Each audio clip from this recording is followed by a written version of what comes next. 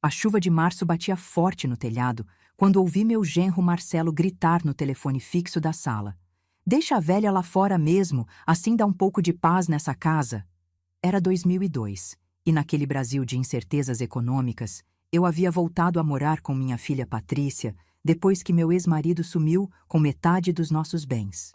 Mas enquanto a água gelada escorria pelos meus cabelos grisalhos na varanda da minha própria casa, a casa que eu havia comprado e posto no nome da Patrícia para proteger do divórcio, compreendi que algumas humilhações exigem uma resposta à altura. Marcelo não sabia que eu era a verdadeira dona daqueles tijolos que ele tanto prezava. Você já foi expulsa da sua própria casa? Já sentiu a humilhação de ser tratada como um estorvo no lugar que suas próprias mãos construíram? Eu senti. E posso te garantir que a sensação de ser pisoteada na soleira da sua própria porta é algo que muda uma pessoa para sempre. Naquela tarde de março de 2002, enquanto meus chinelos velhos se encharcavam na varanda que eu mesma havia mandado azulejar 15 anos antes, alguma coisa morreu dentro de mim. Não foi a Conceição Santos que morreu. Foi a mulher boba que acreditava que bondade era fraqueza, que respeito se conquista com submissão. O que nasceu naquela chuva foi bem diferente. Feche os olhos e imagine. Você tem 45 anos. Acabou de sair de um casamento que durou 2 décadas. Seu ex-marido levou metade de tudo que vocês construíram juntos. E a única certeza que te resta é uma casa que você comprou com o suor do seu trabalho como contadora. Mas para proteger esse patrimônio das garras de um divórcio litigioso, você teve a brilhante ideia de colocar tudo no nome da sua filha única. Afinal, quem mais você podia confiar no mundo? Pois bem, descubra agora que essa mesma filha se casou com um homem que considera sua presença uma praga na casa. Que ele fala de você como se fosse um móvel velho que incomoda, que precisa ser descartado. A ironia é quase poética, não acha? Durante 3 meses, desde que tinha voltado a morar com Patrícia, eu engoli sapos do tamanho de jacarés. Marcelo chegava do trabalho, quando arranjava trabalho, e me tratava como se eu fosse uma invasora. Mudava de canal quando eu estava assistindo a novela das 8, falava alto no telefone sobre a velha que não sai de casa e fazia questão de trancar a geladeira com cadeado, como se eu fosse roubar a comida deles. Mas naquela terça-feira, quando a chuva começou a cair como se o céu tivesse aberto, eu estava na varanda estendendo roupa. Era minha função, segundo as regras silenciosas que Marcelo havia estabelecido na casa dele. Sogra serve para trabalho doméstico gratuito, não é mesmo? Foi quando ouvi o telefone tocar e Marcelo atender com aquela pressa de quem está esperando notícias importantes. Fiquei quietinha, como sempre, fingindo que não prestava atenção nas conversas alheias. Afinal, mulher de 45 anos, divorciada e morando de favor com a filha, não tem direito à curiosidade, né? Oi, Cláudio. Ah, cara, você não imagina o inferno que é aqui em casa. A sogra não sai de perto, fica grudada na gente o dia inteiro. Meu coração deu uma batida estranha. Cláudio era um colega de trabalho do Marcelo, desses que se reuniam no bar da esquina para reclamar da vida e das mulheres. Não, mano, não tem como. A velha está sempre por aqui. A Patrícia fica do lado dela, você sabe como é. Mulher, quando vira mãe de família, quer agradar todo mundo. Parei de estender as roupas. A chuva começou mais forte, daquelas rajadas que prenunciam temporal. Mas eu não conseguia me mexer. Pois é, brother, por isso que estou te ligando. Que horas você chega aqui?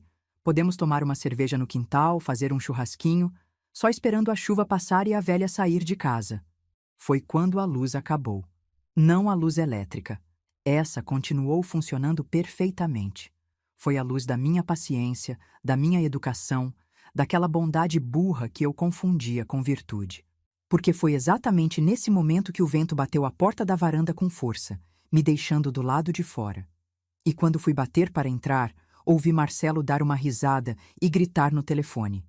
Cara, melhor ainda, a chuva trancou a véia lá fora. Deixa ela lá mesmo, assim dá um pouco de paz nessa casa. E foi isso. Foi nesse momento que eu entendi que não era apenas uma sogra inconveniente na vida deles. Eu era vista como uma praga, um estorvo que precisava ser eliminado. Não importava que eu lavasse, passasse, cozinhasse e limpasse essa casa todo santo dia. Não importava que eu pagasse as contas de luz e telefone com minha aposentadoria antecipada. Para Marcelo, eu era apenas um problema que ocupava espaço demais. Fiquei ali, sob a chuva de março, ouvindo meu genro rir da minha situação com um amigo no telefone. 3 horas. 3 horas completas molhando na varanda da minha própria casa, enquanto ele fingia não ouvir meus pedidos para abrir a porta. E sabe o que mais doía? Ver minha filha Patrícia chegando do trabalho, olhando para mim encharcada e simplesmente perguntando: Mãe, por que você não entrou? Como explicar que o homem que ela escolheu para dividir a vida tinha me trancado do lado de fora como se eu fosse um animal? Mas foi ali, pingando água de chuva no piso que eu mesma havia escolhido, que uma verdade muito clara se cristalizou na minha mente. Marcelo não sabia que aquela casa era minha. Para entender direito o que aconteceu naquela tarde, você precisa conhecer a Conceição que existia antes da chuva. A Conceição que acreditava que ser boa mãe significava fazer sacrifícios silenciosos, que ser uma mulher decente era aceitar desaforos sem revidar. Eu era contadora há mais de 20 anos quando me separei do Roberto em 2001. Trabalhei na mesma empresa de materiais de construção desde os meus 24 anos, cuidando da contabilidade, das folhas de pagamento, dos impostos. Nunca fui dessas mulheres que dependem de marido para sobreviver. Muito pelo contrário. Quando Roberto decidiu que aos 50 anos precisava encontrar a si mesmo com uma secretária de 20 e poucos, eu já havia protegido nosso patrimônio principal. A casa da Rua dos Jacarandás, número 47, no bairro Santa Mônica, em Belo Horizonte, foi comprada inteiramente com dinheiro que eu juntei. Roberto nunca soube disso. Para ele, a grana vinha do prêmio da Loteria Federal que eu havia ganhado em 1987. Mentira que mantive por 15 anos para não dar explicações sobre as economias que fazia com meu salário. Em 1987, quando comprei a casa, eu já sabia que casamento não era garantia de nada. Tinha visto amigas perderem tudo em divórcios complicados. Homens que sumiam com metade dos bens e deixavam as ex-esposas na miséria. Por isso, quando surgiu a oportunidade de comprar aquela casa de 3 quartos com quintal grande, coloquei tudo no nome da Patrícia, que tinha apenas 20 anos na época. É para proteger nosso patrimônio, filha, expliquei para ela. Se algum dia eu e seu pai nos separarmos, pelo menos você vai ter onde morar. Patrícia achou graça na época. Ai, mãe, vocês nunca vão se separar. Pois bem, 15 anos depois, quando Roberto apareceu em casa dizendo que queria recomeçar a vida, a casa estava protegida. Legalmente, era da Patrícia. E quando ela se casou com Marcelo em 2000, automaticamente ele passou a morar na propriedade que estava registrada no nome da minha filha. O problema é que Patrícia nunca explicou para o marido como aquela casa havia chegado até ela. Para Marcelo, a casa era herança de família, que a esposa havia recebido. Ele achava que os pais da Patrícia eram ricos, que ela vinha de família com dinheiro. Nunca questionou por que uma contadora aposentada antecipadamente conseguiu comprar uma casa em um dos melhores bairros de BH. E eu, boba como sempre fui até então, deixei que ele pensasse isso. Quando voltei a morar com eles, em dezembro de 2001, Marcelo me recebeu com o ar de quem estava fazendo um favor imenso. Pode ficar tranquila, dona Conceição. A gente cuida da senhora. Cuida de mim? Eu tinha a aposentadoria antecipada que pagava todas as minhas despesas, mais as contas da casa, mais a feira do mês. Eu limpava, cozinhava, lavava e passava para os dois. Quem estava cuidando de quem ali? Mas para manter a paz, eu fingia concordar. Fingia ser a sogra dependente que precisava da generosidade do genro. Fingia que minha presença ali era um favor que eles estavam me fazendo. Durante 3 meses, representei o papel da sogra humilde e grata. Acordava cedo para fazer café da manhã para os dois. Marcelo comia meu pão caseiro, tomava meu café coado na hora e reclamava se eu demorava para levar o açúcar na mesa. Tratava-me como uma empregada sem salário, uma agregada que deveria ser eternamente agradecida pela generosidade de ter um teto sobre a cabeça.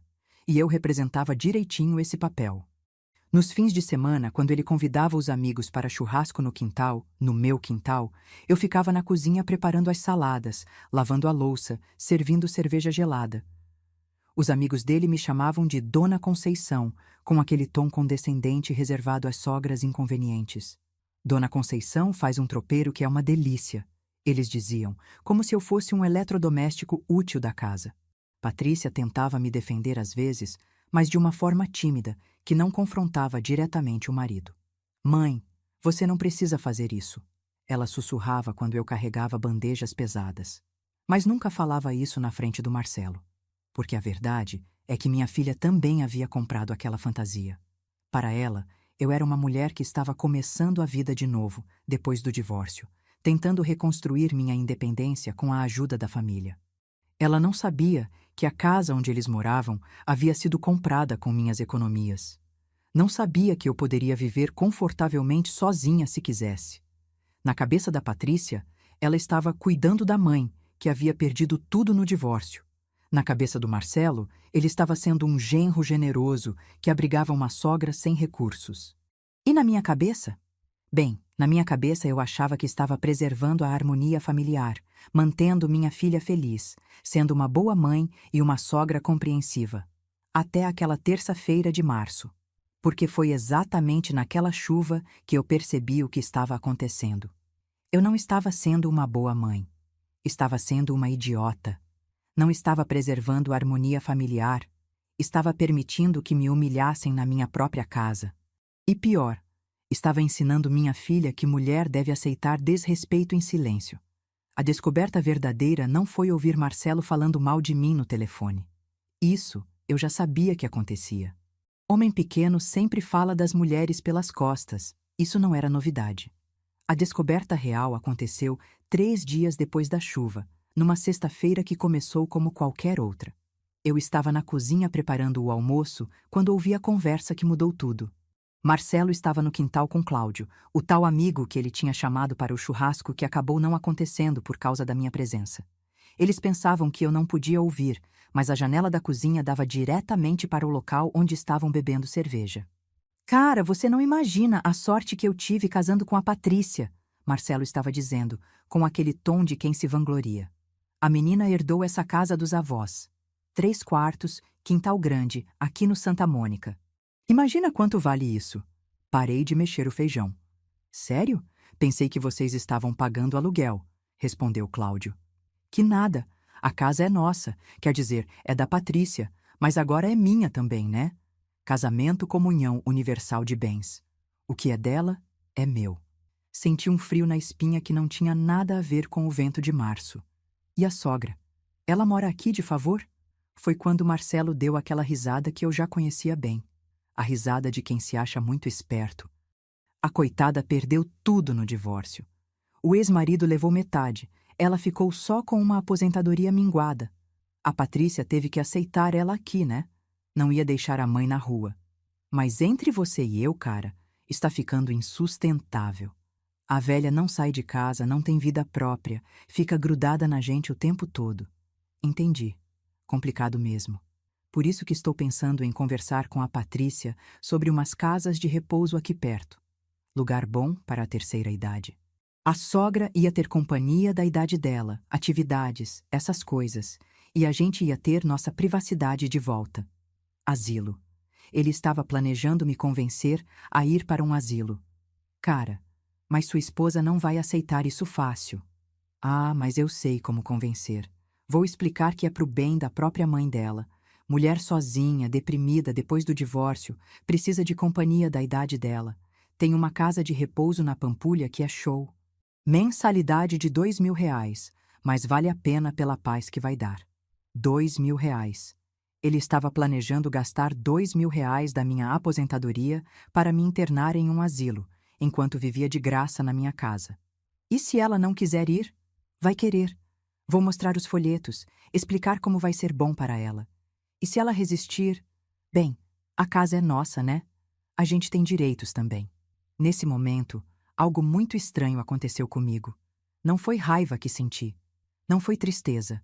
Foi uma frieza cristalina, como se um filme transparente tivesse descido sobre os meus olhos e eu estivesse vendo a situação de fora. Marcelo estava planejando me expulsar da minha própria casa. Ele achava que a casa pertencia a Patrícia por herança e que agora, como marido dela, tinha direitos sobre a propriedade. Na mente dele, eu era uma agregada inconveniente que precisava ser removida para que eles pudessem viver em paz.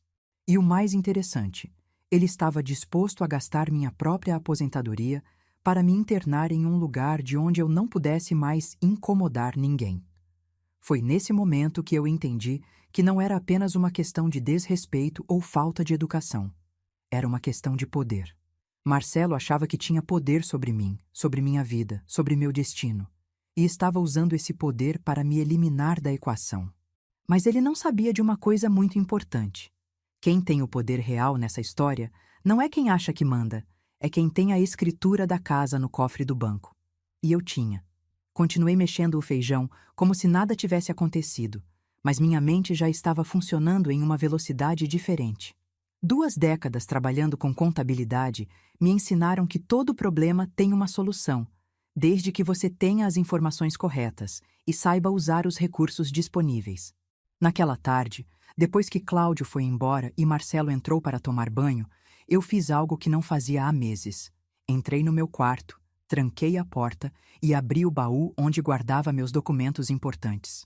Lá estava ela, a escritura da casa, registrada em cartório em 1987, em nome de Patrícia Santos. E logo abaixo, a procuração que eu havia feito na época, me dando plenos poderes para administrar o imóvel até que minha filha completasse 25 anos. A procuração havia vencido há muito tempo, é verdade, mas a escritura continuava clarinha. Comprador, Conceição Santos. Valor pago, 300 mil cruzados à vista. Dinheiro de onde? Do Prêmio da Loteria Federal número 47.832, sorteio do dia 15 de abril de 1987. Só que não houve prêmio nenhum. Aquele dinheiro saiu da minha conta poupança, centavo por centavo economizado durante anos de trabalho. E eu tinha como provar isso. Peguei meu talão de cheques antigo, guardado junto com a escritura. Lá estava o comprovante de pagamento, cheque nominal de 300 mil cruzados, emitido pela minha conta corrente no Banco do Brasil, Agência Santa Mônica. Marcelo achava que a casa era herança de família que a Patrícia havia recebido. Mas herança deixa rastro, deixa inventário, deixa documentação. E não havia nada disso nos papéis da casa. O que havia era uma transação comercial clara. Conceição Santos comprou um imóvel e registrou em nome da filha menor de idade. Sentei na cama e comecei a rir. Não era uma risada de alegria. Era uma risada de quem acabou de entender que foi burra durante meses, mas que agora via a solução com uma clareza cristalina. Marcelo queria me expulsar da casa usando a autoridade de dono que ele não tinha.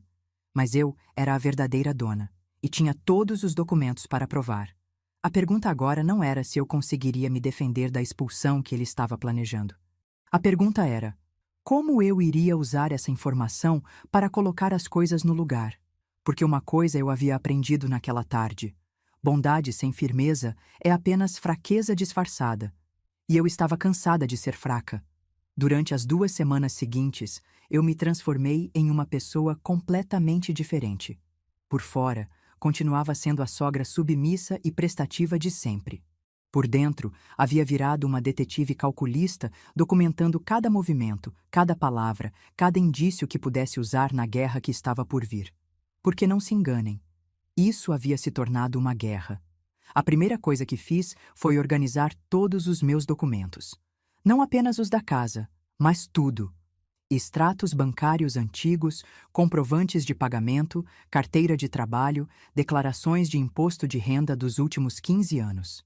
Tudo que provasse que eu sempre fui financeiramente independente e que havia comprado aquela casa com meu próprio dinheiro.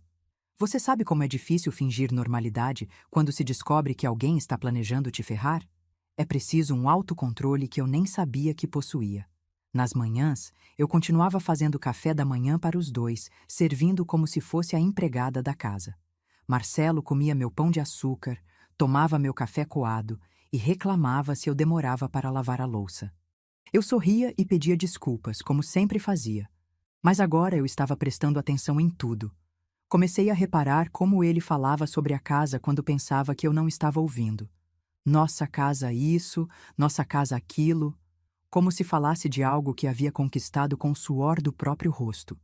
Como ele se gabava para os amigos sobre ter casado bem, sobre ter uma esposa que herdou uma propriedade no Santa Mônica. Um dia, ouvi ele conversando com o irmão no telefone. Cara, a Patrícia tem sorte de ter herdado essa casa dos avós. Imagina se a gente tivesse que pagar aluguel aqui no bairro? R$ 3.000 fácil. R$ 3.000. Ele sabia exatamente quanto valia morar ali. E sabia que estava vivendo de graça. Mas o que mais me chamou a atenção foi descobrir que Marcelo estava usando a casa como garantia para arranjar empregos. Num dia que ele pensou que eu havia saído para ir ao banco, ouvi uma conversa telefônica que me deixou com os cabelos em pé. Não, seu Antônio, pode ficar tranquilo. Eu tenho patrimônio. Minha esposa tem uma casa aqui no Santa Mônica, está registrada no nome dela. Se der alguma coisa errada com o negócio, a gente tem como garantir. Ele estava prometendo nossa casa como garantia para negócios que nem sei quais eram, sem avisar a Patrícia, sem avisar a mim. Simplesmente assumindo que tinha direito de dispor do patrimônio como quisesse. Foi aí que eu entendi a urgência dele em me tirar de casa. Não era apenas questão de privacidade, era questão de controle total. Enquanto eu estivesse ali, sendo tratada como sogra agregada, ainda assim eu era uma testemunha inconveniente. Alguém que poderia questionar decisões, alguém que poderia abrir a boca na hora errada. Mas se eu estivesse internada num asilo, ele teria campo livre para usar a casa como quisesse. Durante essa época de investigação, eu também comecei a prestar mais atenção na minha filha. Patrícia chegava em casa cansada do trabalho no banco, jantava rapidinho e ia dormir cedo. Nos fins de semana, ficava fazendo limpeza pesada, enquanto Marcelo assistia futebol no sofá. Uma tarde, resolvi perguntar sobre o trabalho dela. Como estão as coisas no banco, filha? Ah, mãe, está corrido. Eles estão ameaçando cortar funcionários por causa da crise. Todo mundo está com medo de perder o emprego. E se você perder? Vocês vão conseguir se manter? Patrícia deu uma risada amarga. Mãe, eu que sustento casa. O Marcelo está sem trabalho fixo há 3 meses. Faz uns freelances aqui e ali, mas não dá nem para pagar a feira. Interessante. Então, quem sustentava a casa era a Patrícia, não o maridão que se achava dono de tudo. E ele não está procurando trabalho? Está, mas você sabe como é o mercado. E ele é meio exigente, não aceita qualquer coisa. Exigente. O homem que vivia de favor na minha casa, comia da minha comida, pagava suas contas com o salário da minha filha, era exigente para trabalhar. Foi nessa conversa que eu decidi dar o próximo passo na minha investigação. Precisava saber exatamente qual era a situação financeira do casal. E para isso, eu tinha uma vantagem que eles não imaginavam: 20 anos de experiência em contabilidade. No fim de semana seguinte, quando eles saíram para almoçar na casa da mãe do Marcelo, eu fiz algo que jamais imaginei que faria na vida. Vasculhei os papéis deles. Não foi difícil encontrar. Marcelo era desleixado com documentos, deixava tudo espalhado no guarda-roupa do quarto. Encontrei extratos bancários, carnês de pagamento, até mesmo algumas cartas de cobrança que ele havia escondido da Patrícia. O que descobri me deixou com uma raiva fria que durou dias. Marcelo devia dinheiro para todo mundo. Cartão de crédito estourado, nome sujo no SPC, financiamento de um carro que ele havia vendido sem quitar o banco. O homem estava literalmente falido, vivendo às custas da minha filha. Mas o pior ainda estava por vir. Numa pasta que estava embaixo de várias roupas, encontrei um folder colorido de uma casa de repouso na Pampulha. Residencial Santa Clara, cuidado especializado para a terceira idade. E junto com o folder, uma anotação na letra dele. Mensalidade R$ 1.800.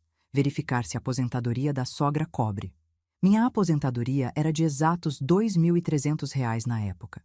Ele havia calculado direitinho. Pagaria minha internação com meu próprio dinheiro e ainda sobraria R$ 500 por mês. R$ 500 que, imagino, ele pretendia usar para ajudar nas despesas da casa. Fotografei tudo com uma máquina descartável que comprei especialmente para isso. Na época, não era fácil conseguir provas fotográficas, mas eu sabia que precisaria de evidências concretas para o que estava planejando.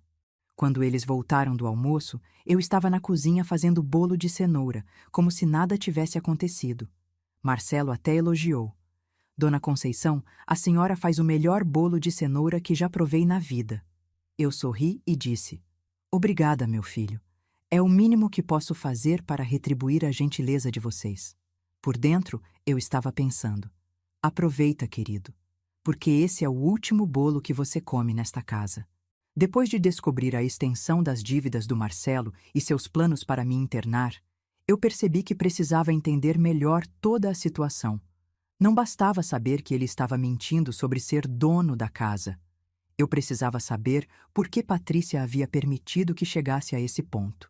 Foi aí que comecei a prestar mais atenção nas conversas entre eles, especialmente nos fins de semana, quando ficavam mais tempo juntos em casa. Uma tarde de sábado, enquanto eu estava no quintal estendendo roupa, ouvi uma discussão que me abriu os olhos para algo que eu não havia percebido antes. Marcelo, preciso que você procure trabalho mais sério. Não dá para continuar assim. Patrícia estava dizendo na cozinha. Relaxa, o amor. Aparecem uns freelances, a gente vai se virando. E quando sua mãe sair de casa, vai sobrar mais dinheiro para a gente. Como assim, quando minha mãe sair de casa? Prendi a respiração. Era a primeira vez que ouvia Patrícia questionando diretamente os planos dele para mim. Pô, Patrícia, você não vê que ela está deprimida aqui? Mulher da idade dela precisa de companhia, de atividade. Tem umas casas de repouso muito boas aqui perto.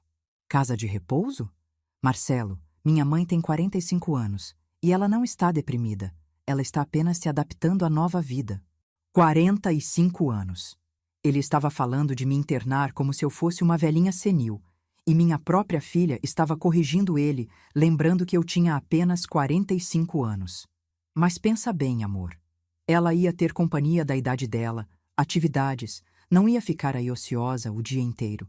E a gente ia poder ter nossa privacidade de volta. Casal precisa de espaço. Marcelo, você está falando da minha mãe. Ela criou a vida inteira para cuidar de mim. Agora que ela precisa de apoio, eu vou abandonar ela num asilo? Nesse momento, eu senti algo que não esperava: orgulho da minha filha. Ela estava defendendo sua mãe, mesmo sem saber de toda a verdade. Não é abandono, é cuidado especializado. E outra coisa, Patrícia, essa casa é nossa agora. Seu marido tem direitos também. Casamento é parceria, né? Claro que é parceria. Mas minha mãe não é um móvel que a gente move quando incomoda. Não estou falando que ela é móvel. Estou falando que ela precisa reconstruir a vida dela. Mulher divorciada, com depressão, precisa de ajuda profissional. Depressão? De onde ele tirou que eu tinha depressão? Minha mãe não tem depressão, Marcelo. Ela está triste por causa do divórcio, mas está se recuperando bem. Patrícia, você não vê porque convive com ela todo dia. Mas eu percebo. Ela fica aí o dia inteiro sem fazer nada produtivo, sempre meio cabisbaixa. Isso não é normal para uma mulher da idade dela. Sem fazer nada produtivo, eu lavava, passava, cozinhava, limpava e ainda pagava as contas de luz e telefone. O que mais ele queria que eu fizesse? Olha, vamos mudar de assunto. Não quero discutir sobre minha mãe. Tá bom, mas pensa no que eu falei. É pro bem dela também. Essa conversa me revelou algo muito importante. Patrícia realmente me amava e não queria me ver internada. Mas, ao mesmo tempo, ela não tinha a menor ideia de qual era a minha real situação financeira. Para ela, eu era realmente uma divorciada em dificuldades que precisava de apoio familiar. E Marcelo estava usando isso contra mim, pintando um quadro de uma mulher deprimida e dependente, que seria melhor cuidada por profissionais. Nas semanas seguintes, comecei a reparar como ele construía essa narrativa. Sempre que eu ficava quieta assistindo televisão, ele comentava: "Sua mãe está muito isolada hoje." Se eu ficava no quarto lendo, ele dizia: "Não é normal ficar tanto tempo sozinha assim." Ele estava criando evidências de uma depressão que não existia para justificar minha internação. Mas a revelação mais chocante ainda estava por vir. Uma tarde, Enquanto Patrícia estava no banco e Marcelo pensava que eu havia saído para fazer compras, recebi uma ligação que me deixou gelada. Era a vizinha do lado, Dona Neuza, uma senhora de 70 anos que morava sozinha e sempre foi muito observadora. Conceição, preciso te falar uma coisa importante, ela disse assim que atendi o telefone. Fala, Dona Neuza. É sobre seu genro. Ontem à tarde ele estava aqui em casa fazendo perguntas sobre você. Senti o sangue gelar. Que tipo de perguntas? Ele queria saber se eu achava você deprimida, se você falava alguma coisa sobre não querer mais viver, essas coisas. Disse que estava preocupado com seu estado mental. E o que a senhora respondeu? Eu disse que você sempre foi uma mulher muito forte e que só estava passando por um período difícil por causa do divórcio. Mas ele insistiu, perguntando se você não estava perigosa para si mesma. Perigosa para mim mesma? Ele estava criando uma narrativa de que eu tinha tendências suicidas? Dona Neuza, o que mais ele perguntou? Perguntou se eu achava que você precisava de ajuda especializada. Disse que conhecia um lugar muito bom para pessoas com o seu problema. Eu achei estranha a conversa toda, por isso resolvi te ligar. Agradeci Dona Neuza e desliguei o telefone com as mãos tremendo. Marcelo não estava apenas planejando me internar. Ele estava criando uma justificativa médica para isso, convencendo os vizinhos de que eu era uma pessoa mentalmente instável que precisava de cuidados especializados. Se ele conseguisse convencer algumas pessoas do bairro de que eu estava com problemas psicológicos, seria muito mais fácil convencer Patrícia de que a internação era para meu próprio bem. Foi nesse momento que eu entendi que não estava lidando apenas com um genro inconveniente. Estava lidando com um manipulador experiente que sabia exatamente como conseguir o que queria. E o que ele queria era me eliminar da equação para ter controle total sobre a casa que ele achava que pertencia à esposa. Naquela noite, quando eles foram dormir, eu fiquei na sala pensando em tudo que havia descoberto. Marcelo estava endividado até o pescoço, vivia às custas da minha filha e estava orquestrando um plano para me internar usando meu próprio dinheiro, enquanto criava uma narrativa de que eu era mentalmente instável. E o pior, ele estava fazendo isso tudo achando que a casa era propriedade da Patrícia, quando na verdade era minha. Foi nessa madrugada que eu tomei uma decisão que mudaria tudo. Não bastava me defender dos planos dele. Eu precisava reverter completamente a situação. Ele queria me tratar como uma agregada inconveniente na casa da minha filha? Pois bem, chegara a hora de ele descobrir quem realmente mandava ali. Mas para isso, eu precisaria de um plano tão cuidadoso quanto o dele. E felizmente, eu tinha uma vantagem que ele não sabia. 20 anos de experiência, resolvendo problemas complexos e acesso a todos os documentos que provavam a verdade. A guerra estava declarada. E eu pretendia vencer. A transformação não aconteceu de uma hora para outra. Foi um processo gradual, como quando você está cozinhando um ensopado e vai adicionando temperos até que o sabor fique perfeito. Só que neste caso, o tempero era raiva fria e o prato principal era justiça. Durante aquelas 2 semanas de investigação, eu havia descoberto não apenas a extensão da traição do Marcelo, mas também minha própria capacidade de fingir, observar e planejar. Capacidades que eu nem sabia que possuía. Sabe aquele ditado que fala que necessidade faz o sapo pular? Pois bem, a necessidade de me defender havia me transformado em algo muito mais esperto e perigoso do que qualquer sapo. A primeira mudança que notei em mim foi na forma como lidava com as humilhações diárias.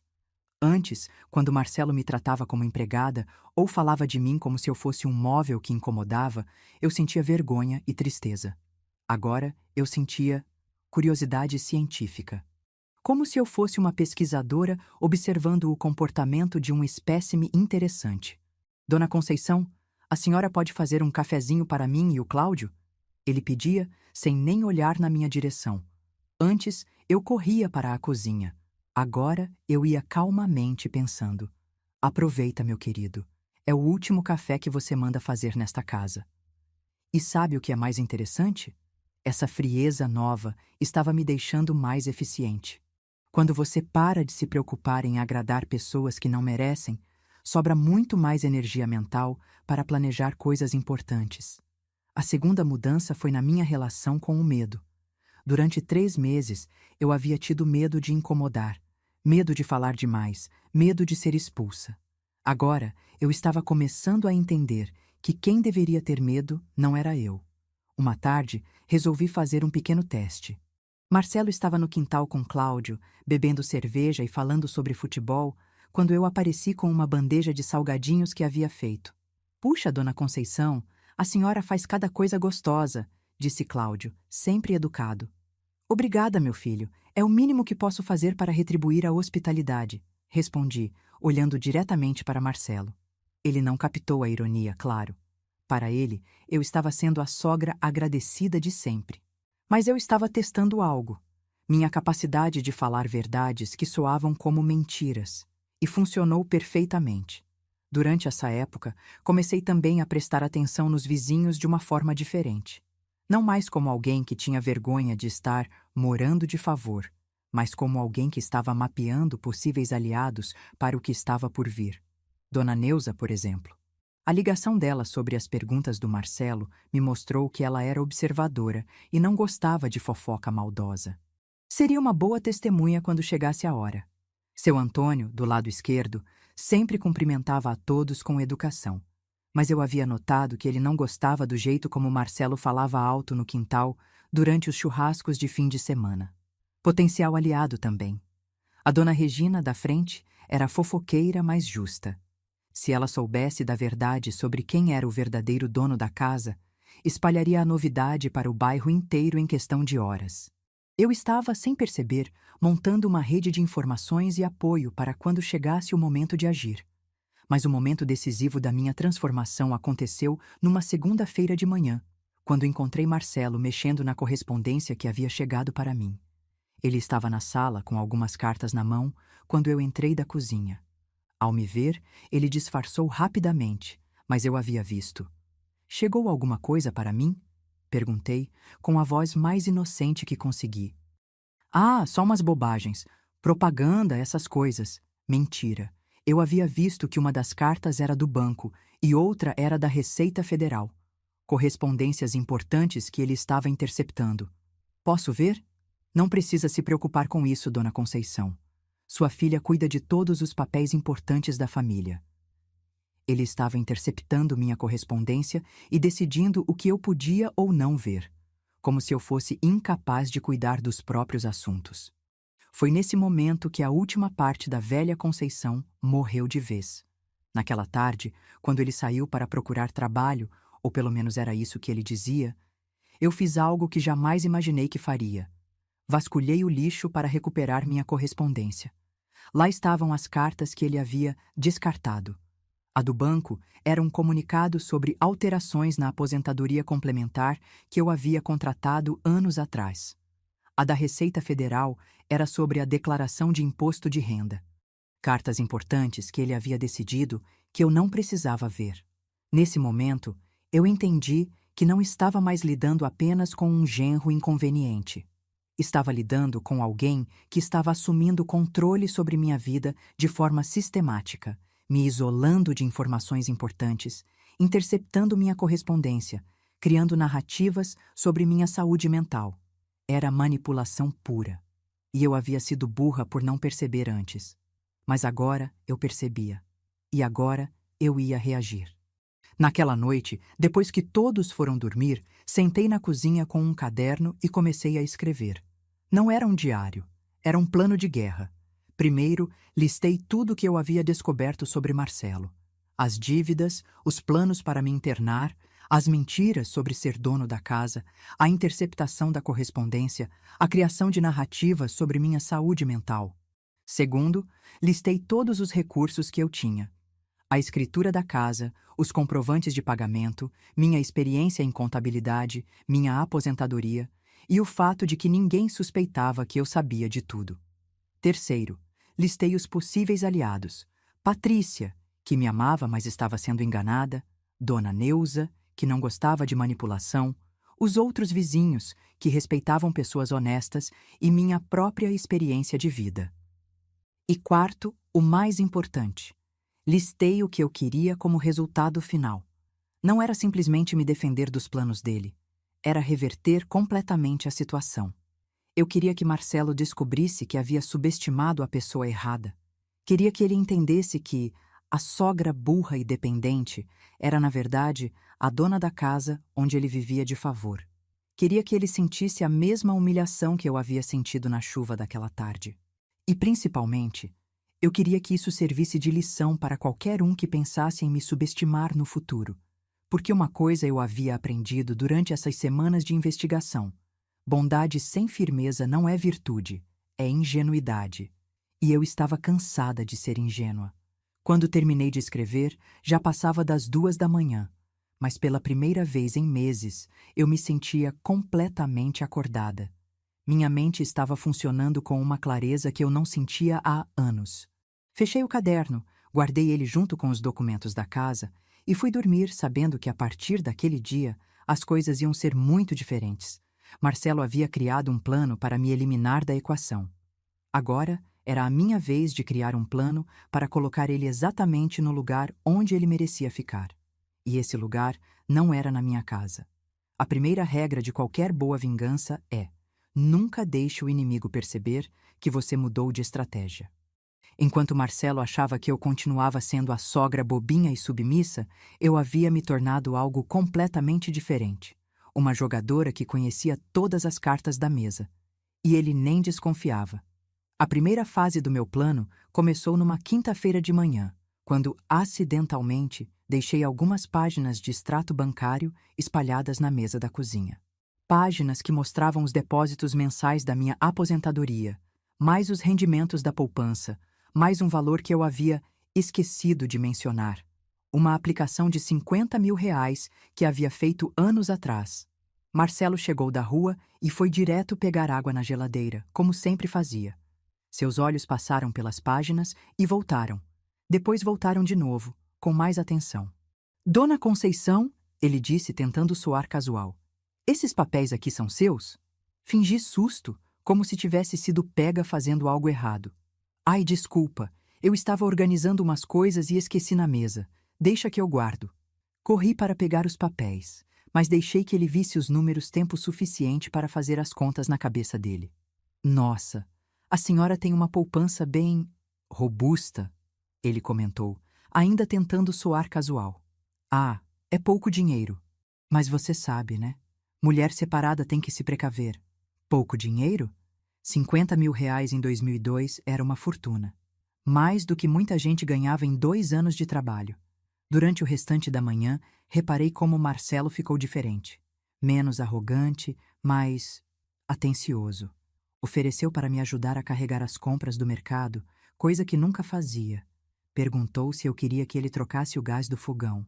Interessante como o dinheiro muda a atitude das pessoas, não é mesmo?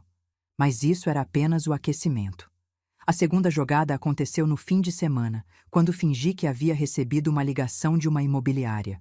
Eu estava na sala, perto do telefone, quando ele chegou do banho. Fingi que estava terminando uma conversa. Não quero vender agora não, mas obrigada pelo interesse. Quando eu decidir, eu ligo para vocês. Desliguei o telefone e suspirei, como se estivesse preocupada com alguma coisa. Algum problema, dona Conceição? Marcelo perguntou, com aquela atenção súbita que pessoas interesseiras demonstram quando cheiram oportunidade. Ah, não é problema não. É que tem uma imobiliária que fica ligando, querendo comprar umas propriedades que eu tenho, mas não estou interessada em vender. Propriedades? No plural? A senhora tem outras casas? Dei uma risadinha tímida. Umas coisinhas que fui comprando ao longo da vida. Você sabe, né? Imóvel é o melhor investimento que existe. Não era mentira completa. Eu realmente tinha 2 terrenos pequenos no interior que havia comprado como investimento anos atrás. Não valiam muito, mas Marcelo não precisava saber disso. Nossa, que legal! E eles oferecem um bom preço? Oferecem, mas não é hora de vender. Mercado está em baixa, melhor esperar uns anos. Pronto. Agora Marcelo estava pensando que a sogra pobre e dependente, na verdade, tinha um patrimônio considerável, e que talvez fosse interessante tratá-la com mais carinho. Durante os dias seguintes, a mudança no comportamento dele foi cômica de tão óbvia. Começou a perguntar sobre minha saúde, se eu não queria assistir televisão na sala em vez de ficar no quarto, se eu não gostaria de sair para tomar um sorvete. O mesmo homem que semanas antes queria me trancar na chuva, agora estava fingindo ser o genro atencioso. Mas eu não estava satisfeita apenas em mudar a atitude dele.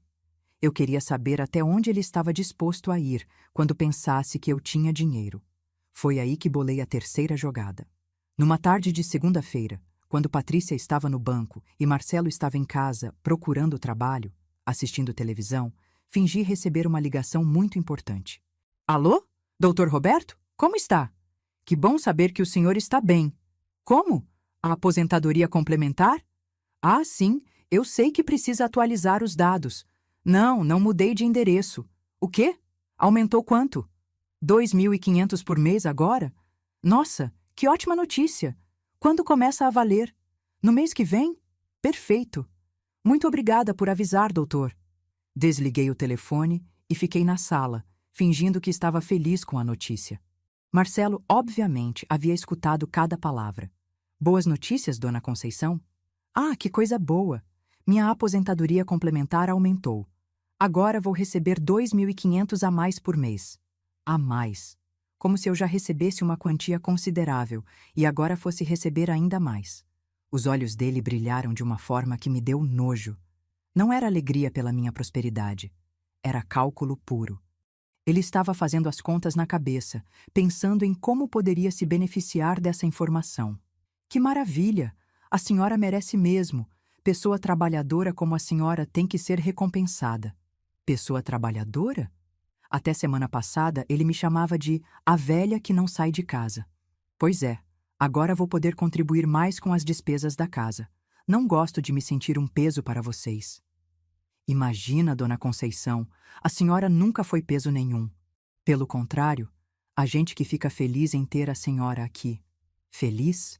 O mesmo homem que estava planejando me internar num asilo estava feliz em me ter em casa. É impressionante como o dinheiro faz as pessoas revelarem sua verdadeira natureza, não é?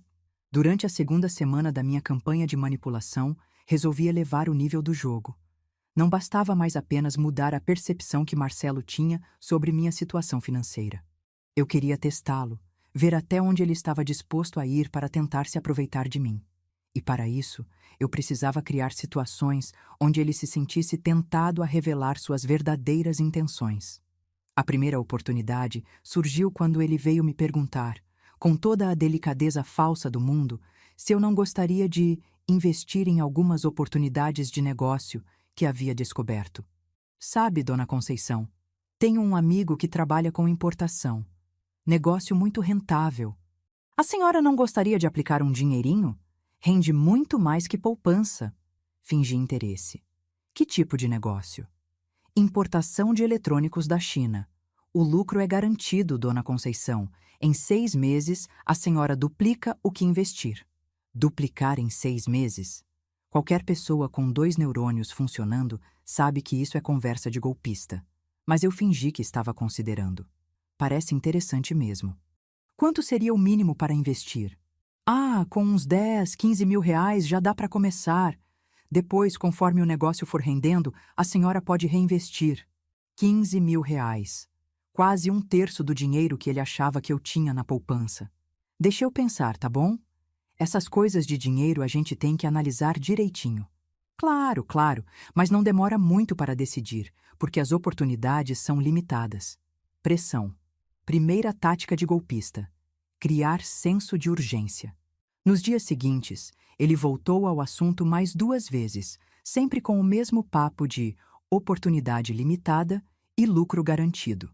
Cada vez que ele insistia, eu percebia que estava lidando não apenas com um manipulador, mas com alguém que estava disposto a me aplicar golpes financeiros.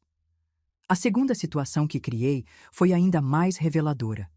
Fingi que havia decidido fazer um testamento e que estava em dúvida sobre como dividir os bens. Comentei isso casualmente durante o jantar, como se fosse uma preocupação natural de uma mulher da minha idade. Gente, hoje estive pensando numa coisa séria, disse, fingindo preocupação. Preciso fazer meu testamento em dia. A gente nunca sabe o que pode acontecer, né? Patrícia fez cara de susto. Mãe, que conversa mórbida é essa? Não é mórbida, filha. É responsabilidade. Mulher da minha idade tem que deixar as coisas organizadas. Marcelo imediatamente se interessou. A senhora está certa, dona Conceição. É sempre bom deixar tudo documentado. Evita problemas para a família. Pois é, estou pensando em como dividir. Tem os imóveis, a poupança, umas aplicações. Imóveis? No plural? Patrícia perguntou surpresa. Tem umas coisinhas, filha. Nada demais. Mas o importante é decidir como dividir tudo de forma justa. Marcelo estava prestando atenção como um gato observando um rato. A senhora já conversou com algum advogado? Ainda não. Estava pensando em procurar alguém da confiança. Você não conhece nenhum advogado bom, Marcelo? E foi aí que ele cometeu o primeiro erro grande. Conheço sim. Tenho um amigo, o Dr. Fábio, que é excelente em questões de herança. Se a senhora quiser, eu posso marcar uma consulta. Um advogado amigo dele? Para cuidar do meu testamento? Que gentileza sua! Você pode passar o telefone dele para mim? Melhor ainda, eu posso ir junto na consulta para ajudar a senhora com as informações. Essas coisas jurídicas são complicadas. Claro, ele queria estar presente na conversa sobre meu testamento, provavelmente para influenciar as decisões em favor da família. Durante os dias seguintes, ele voltou ao assunto várias vezes. Já pensou melhor sobre o testamento, dona Conceição? O Dr. Fábio está disponível quando a senhora quiser. É importante não deixar para muito tarde. Mais pressão, mais urgência e cada vez mais interesse em controlar como eu ia dispor dos meus bens. A terceira situação foi o teste final. Fingi que havia decidido premiar a família pela paciência e carinho que estavam demonstrando comigo. Durante o café da manhã de uma sexta-feira, anunciei: Gente, vocês têm sido tão carinhosos comigo que resolvi fazer uma coisa. Vou dar um dinheirinho para vocês reformarem a casa. Uma forma de agradecer por me receberem tão bem. Patrícia ficou sem graça. Mãe, não precisa disso.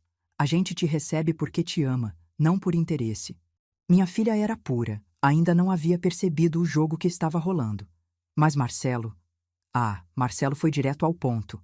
Dona Conceição, a senhora é muito generosa.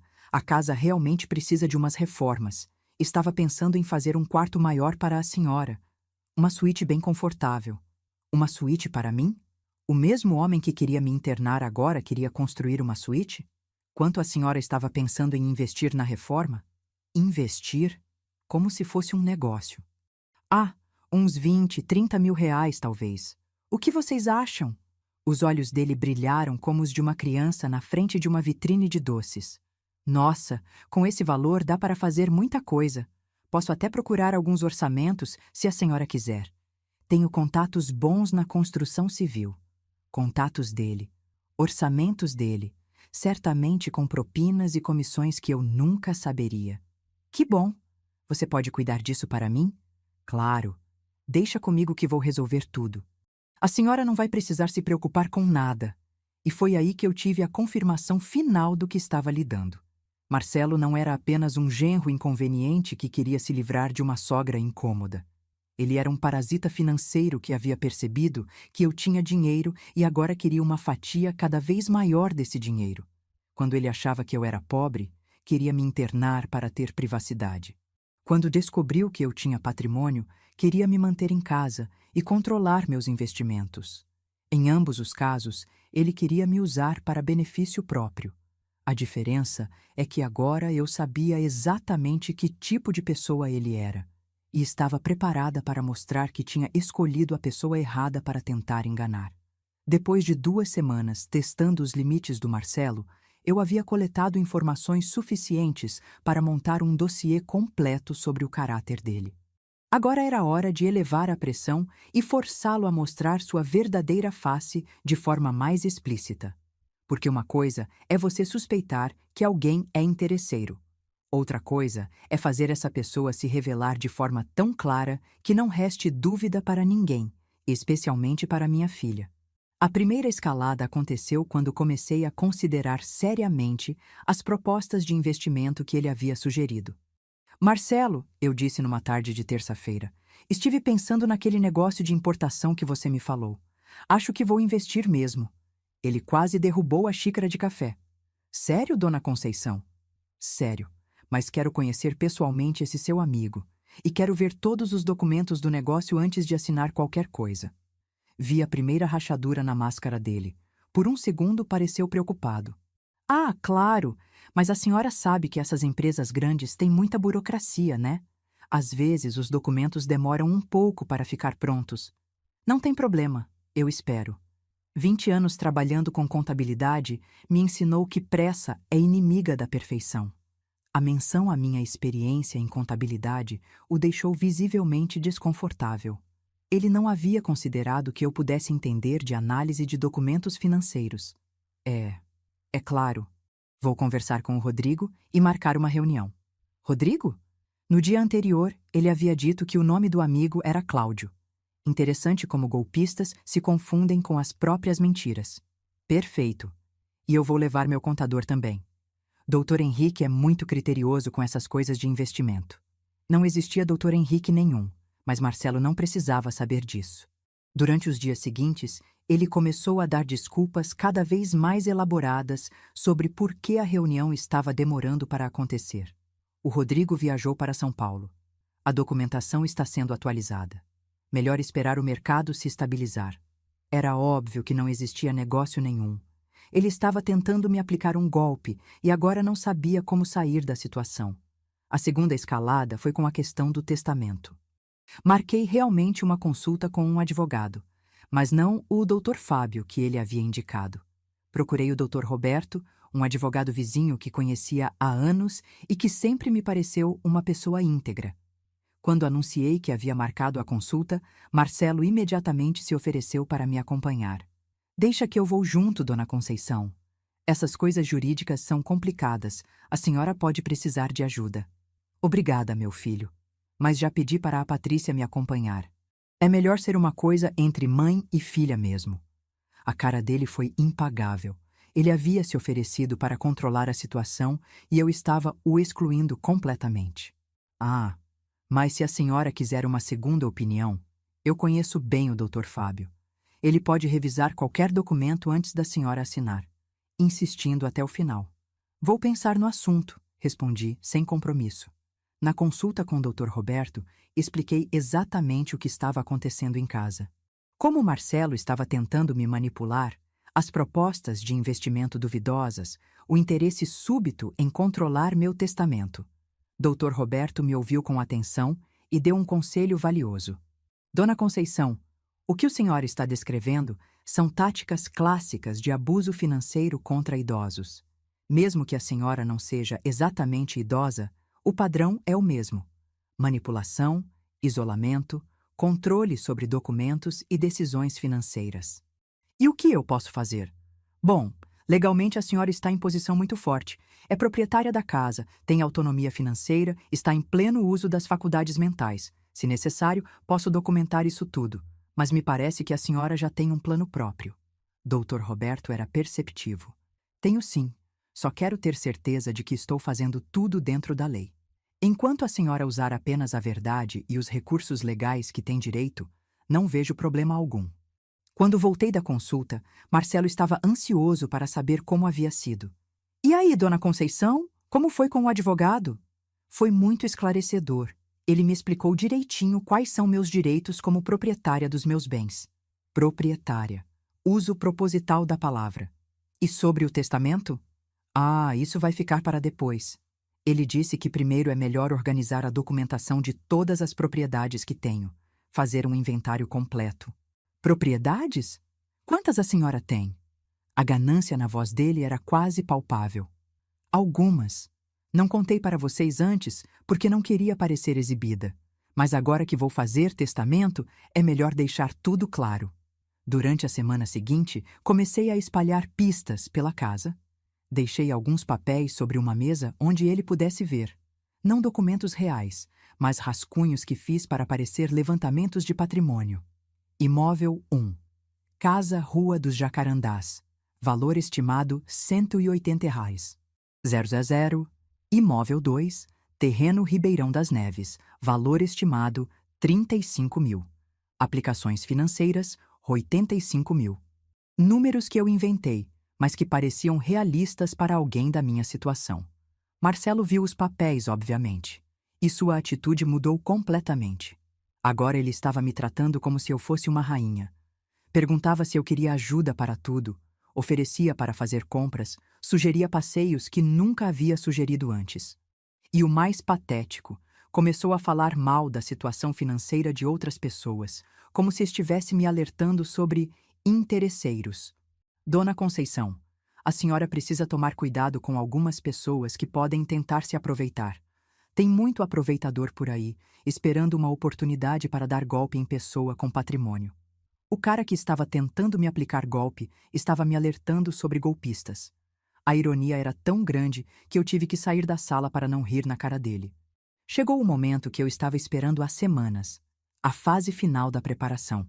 Depois de mapear completamente o caráter do Marcelo, testar seus limites e forçá-lo a revelar suas verdadeiras intenções, era hora de preparar o golpe final. Mas eu sabia que tinha apenas uma chance de fazer isso direito. Se errasse a mão, ele poderia perceber o jogo e tentar contra-atacar. Por isso, cada movimento dos próximos dias precisava ser calculado com precisão cirúrgica. A primeira providência foi garantir que eu tinha todos os documentos necessários, organizados e acessíveis. A escritura da casa, os comprovantes de pagamento, minha carteira de trabalho, extratos bancários, tudo que provasse que eu era a verdadeira proprietária e que sempre fui financeiramente independente. Guardei cópias de tudo em lugares diferentes. Uma pasta no meu quarto, outra no trabalho da Patrícia, pedi para ela guardar uns documentos importantes sem explicar o quê, e uma terceira com o Dr. Roberto. A segunda providência foi escolher o momento certo para a revelação. Precisava ser uma situação onde Marcelo se sentisse seguro e confiante, onde ele baixasse completamente a guarda. E precisava ser na frente da Patrícia, para que ela visse tudo com os próprios olhos. A oportunidade perfeita surgiu quando ele sugeriu fazer um churrasco de comemoração no fim de semana. Dona Conceição, que tal fazermos um churrasquinho sábado, para comemorar sua nova fase de vida, essas coisas boas que estão acontecendo? Nova fase de vida? Ele estava se referindo ao dinheiro que achava que eu tinha. Que ideia boa! Podemos chamar alguns vizinhos também. Faz tempo que não socializo direito. Perfeito! Vou cuidar de tudo. A senhora não precisa se preocupar com nada. Ele queria bancar o anfitrião na minha própria casa, usando meu dinheiro, para uma festa em minha homenagem. A situação era tão absurda que era quase poética. Durante a semana, ele se organizou para o churrasco como se fosse o dono da casa, planejando uma festa para hóspedes. Comprou carne com dinheiro emprestado da Patrícia, convidou os amigos dele, definiu o cardápio. Eu fingi que estava feliz com a atenção, mas por dentro estava contando os dias para mostrar a ele quem realmente mandava ali. A terceira providência foi preparar a documentação para a revelação. Não bastava simplesmente mostrar que eu era a dona da casa. Eu queria demonstrar, ponto por ponto, como ele havia tentado me manipular e me enganar. Por isso, organizei tudo cronologicamente. 1. A escritura da casa, provando que sempre foi minha. 2. Os comprovantes das contas que eu pagava, mostrando que não era dependente. 3. As anotações que encontrei sobre o plano de me internar. 4. As perguntas que ele fez aos vizinhos sobre minha saúde mental. 5. As propostas de investimento fraudulentas. 6. A tentativa de controlar meu testamento. Cada documento, cada evidência, cada prova de que eu não era a sogra pobre e dependente que ele achava que estava manipulando. A quarta providência foi garantir que teria testemunhas confiáveis no momento da revelação. Convidei Dona Neuza, seu Antônio e Dona Regina, vizinhos que me conheciam há anos e que respeitavam pessoas honestas. Para eles, expliquei que estava organizando uma pequena celebração e que seria importante ter a presença de amigos próximos. Não expliquei o verdadeiro motivo, mas todos aceitaram o convite. Na véspera do churrasco, Marcelo estava eufórico. Havia conseguido emprestado um dinheiro extra para comprar bebidas caras. Estava planejando impressionar os amigos com a generosidade da sogra rica e claramente se via como o protagonista da festa. Dona Conceição, a senhora vai ver como vai ser bonito amanhã. Organizei tudo com muito carinho. Carinho pelos possíveis benefícios futuros, claro. Estou ansiosa, meu filho. Será uma tarde inesquecível. E seria mesmo. Só não da forma que ele estava imaginando. Naquela noite, antes de dormir, revisei meu plano pela última vez. Todo o teatro das últimas semanas havia sido para chegar a este momento. Uma situação onde Marcelo se sentisse completamente no controle, onde ele se expusesse completamente na frente de testemunhas, e onde eu pudesse revelar a verdade de forma que ninguém pudesse negar ou distorcer. Porque não bastava apenas expulsá-lo da casa. Eu queria que ele entendesse que havia subestimado completamente a pessoa errada. Queria que ele sentisse a mesma humilhação que eu senti naquela tarde de chuva. E queria que todos no bairro soubessem que tipo de pessoa ele realmente era. Dormi tranquila pela primeira vez em meses. Amanhã seria o dia da verdade. O sábado amanheceu com aquele sol de março que promete calor sem exageros, perfeito para um churrasco. Marcelo acordou cedo, animado como uma criança no dia do aniversário. Ele havia passado a semana toda se preparando para aquela tarde, convencido de que seria o centro das atenções como o genro atencioso que cuidava da sogra rica. Eu também acordei cedo, mas por motivos bem diferentes. Hoje seria o dia em que todas as mentiras iriam cair, todas as máscaras seriam removidas e a verdade finalmente viria à tona. Bom dia, Dona Conceição, Marcelo disse, chegando na cozinha com uma energia que eu não via nele há meses. Grande dia hoje, né? Grande dia sim, meu filho. Tenho certeza de que será inesquecível. Enquanto ele corria de um lado para outro, organizando as coisas do churrasco, eu fiquei observando com uma calma quase científica. Era fascinante ver como ele havia assumido completamente o papel de anfitrião na minha casa. Arrumando móveis, testando a churrasqueira, organizando as bebidas como se aquele fosse seu território. Durante a manhã, os amigos dele começaram a chegar. Cláudio, o mesmo que havia escutado a conversa sobre me deixar na chuva. Fabiano, um cara que nunca me dirigia a palavra. E Sérgio, que sempre me olhava como se eu fosse um móvel velho que ocupava espaço demais. Todos eles cumprimentaram Marcelo como se ele fosse o dono da casa recebendo visitas. E cumprimentaram a mim com aquela educação forçada reservada às sogras inconvenientes que precisam ser toleradas. Dona Conceição, que bom ver a senhora animada, disse Cláudio, com aquele sorriso falso que eu já conhecia bem. Estou muito feliz mesmo, Cláudio. Depois de tudo que passei, é uma alegria ter amigos sinceros por perto. Amigos sinceros. A ironia quase me fez rir. Por volta das 2 da tarde, os vizinhos começaram a chegar. Dona Neuza, sempre elegante mesmo para um churrasco de quintal. Seu Antônio, trazendo uma sobremesa que a esposa havia feito. Dona Regina, curiosa como sempre, querendo saber todos os detalhes da comemoração. Patrícia chegou do plantão no banco meio cansada, mas se animou ao ver a casa cheia de gente. Minha filha sempre foi sociável, gostava de receber pessoas em casa. Mãe, que movimento bonito! Fazia tempo que não via a casa assim animada. Pois é, filha. O Marcelo organizou tudo com muito carinho. Ele disse que queria comemorar minha nova fase de vida. Vi Marcelo sorrir com aquele orgulho falso de quem se acha muito esperto. Durante a tarde, fiquei observando como ele se comportava com os convidados. Com os amigos dele, era o cara bem-sucedido que havia casado bem e vivia numa casa herdada no Santa Mônica. Com os vizinhos, era o genro atencioso que cuidava da sogra necessitada. Para cada grupo, uma versão diferente da realidade. Mas todas tinham algo em comum. Ele como protagonista generoso e eu como coadjuvante beneficiada. Por volta das 4 da tarde, quando todo mundo estava bem alimentado e descontraído, Marcelo decidiu fazer um brinde especial.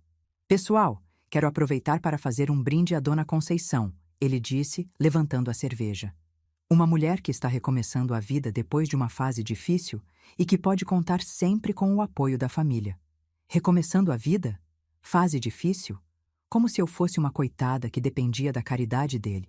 Todos levantaram os copos e eu sorri, agradecendo o carinho. Muito obrigada, Marcelo. É reconfortante saber que posso contar com um genro tão dedicado. Foi nessa palavra que vi a primeira pontinha de dúvida no olhar dele. Alguma coisa no meu tom deve ter soado estranha, mas ele seguiu em frente com seu papel. E aproveitando a oportunidade, Dona Conceição, que tal falar para o pessoal sobre seus planos para o futuro? Aquelas reformas que a senhora quer fazer na casa? Reformas. Com meu dinheiro, é claro. Ah, sim, tenho alguns planos interessantes para a casa. Aliás, acho que é uma boa hora para compartilhar algumas novidades com vocês. Levantei do meu lugar e caminhei até o centro do quintal, onde todos puderam me ver bem. Na verdade, tenho várias coisas importantes para contar para vocês. Coisas que talvez vão esclarecer algumas confusões que existem por aqui. O sorriso confiante do Marcelo começou a vacilar. Quando me posicionei no centro do quintal, com todos os olhares focados em mim, senti uma sensação estranha. Era como se durante meses eu tivesse representado o papel de coadjuvante na minha própria vida e agora finalmente voltasse ao palco como protagonista. Bom, comecei com a voz tranquila mas firme. Já que estamos todos aqui reunidos, achei que seria uma boa oportunidade para esclarecer algumas coisas sobre minha situação. Marcelo ainda estava sorrindo, mas eu podia ver a tensão crescendo no rosto dele. Alguma coisa no meu tom estava alertando seus instintos de sobrevivência. Primeiro, quero agradecer a todos vocês pela presença. É sempre bom ter amigos e vizinhos por perto nos momentos importantes da vida. Parei um pouco, deixando o suspense crescer. Momentos como este, quando uma pessoa resolve parar de fingir que é uma coisa e decide mostrar quem realmente é. Agora o sorriso do Marcelo havia desaparecido completamente. Vocês sabem, durante estes meses todos aqui em casa, eu deixei que se criasse uma impressão errada sobre minha situação. Deixei que as pessoas pensassem que eu era uma mulher divorciada, em dificuldades financeiras, dependente da generosidade da minha filha e do meu genro. Olhei diretamente para Marcelo. E algumas pessoas se aproveitaram muito dessa impressão errada. Dona Neuza franziu a testa, claramente percebendo que alguma coisa importante estava sendo revelada. Seu Antônio colocou o copo na mesa e prestou atenção total.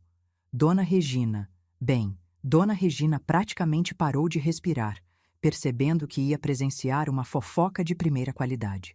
A verdade, meus queridos amigos, é bem diferente do que alguns imaginam. Caminhei até a mesa onde havia deixado uma pasta com documentos. A mesma pasta que havia preparado especificamente para este momento. A verdade é que esta casa onde estamos reunidos não é uma herança de família que minha filha recebeu.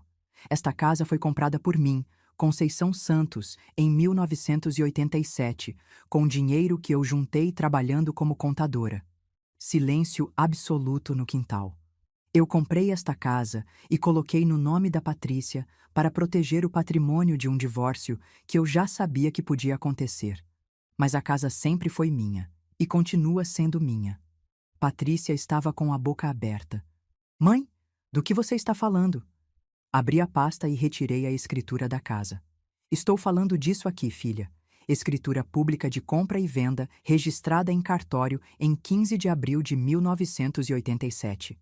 Compradora, Conceição Santos. Valor, 300 mil cruzados, pagos à vista. Passei o documento para Dona Neuza, que o examinou com atenção, antes de repassar para os outros. Mas mãe, Patrícia disse ainda confusa, por que você nunca me contou isso? Porque não era necessário, filha. E porque eu quis ver até onde certas pessoas iriam quando pensassem que eu não tinha onde cair morta. Agora olhei diretamente para Marcelo, que estava pálido como um pano. E posso dizer que algumas pessoas foram bem longe mesmo. Retirei da pasta as anotações que havia encontrado sobre o plano de me internar. Por exemplo, foram longe o suficiente para planejar me internar num asilo, para dar um pouco de paz para a casa. Marchei até Marcelo e estendi o papel para ele. Reconhece sua letra, meu querido genro? Ele olhou para o papel e ficou ainda mais pálido. Era a anotação sobre a casa de repouso, com os cálculos de quanto custaria usar minha aposentadoria para me internar. Dona Conceição, eu posso explicar. Pode explicar, sim. Pode explicar para todos aqui como você descobriu que eu tinha dinheiro e mudou completamente de estratégia. Pode explicar como de repente deixou de querer me internar e passou a querer que eu investisse em negócios duvidosos que você inventou. O quintal estava em silêncio total. Até os passarinhos pareciam ter parado de cantar.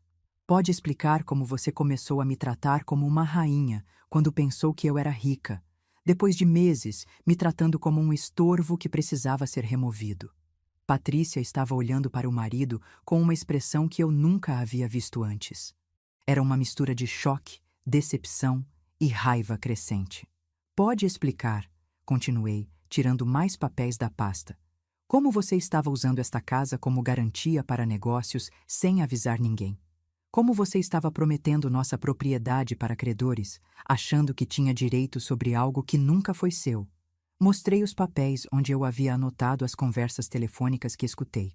E, principalmente, pode explicar como você teve a audácia de interceptar minha correspondência, de decidir o que eu podia ou não saber sobre minha própria vida, de tentar me convencer de que eu estava mentalmente instável.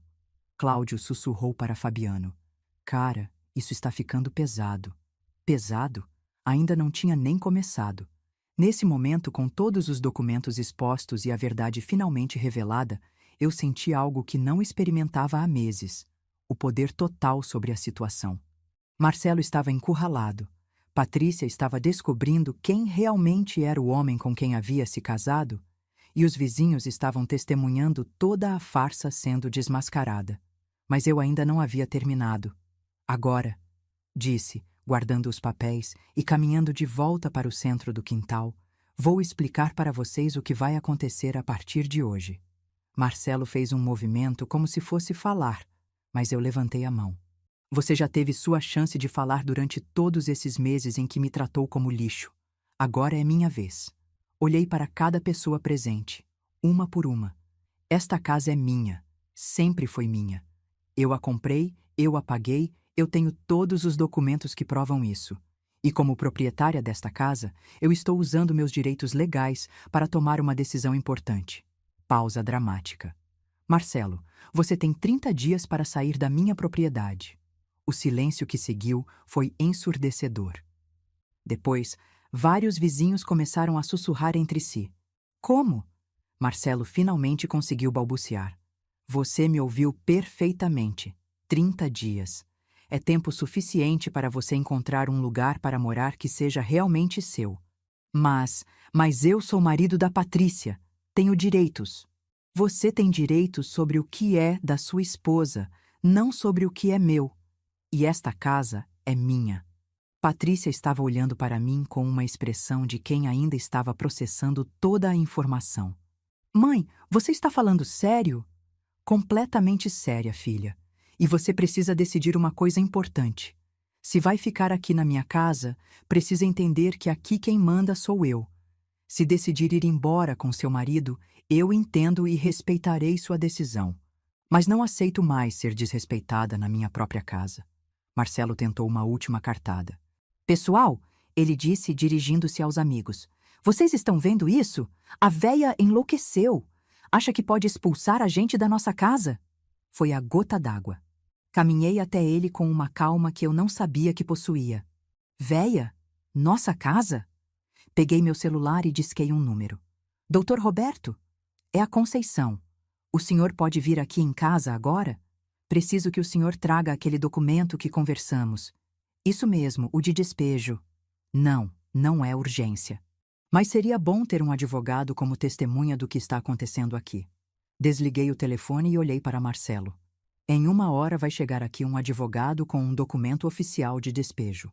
Você pode sair por bem nos próximos 30 dias, ou pode sair mal daqui a 1 hora. Sua escolha. Os amigos dele estavam se entreolhando, claramente desconfortáveis com a situação. Cláudio foi o primeiro a se pronunciar.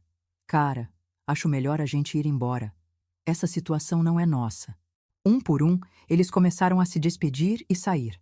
Ninguém queria ficar no meio de uma guerra familiar, especialmente quando estava claro que Marcelo havia mentido para eles sobre sua situação.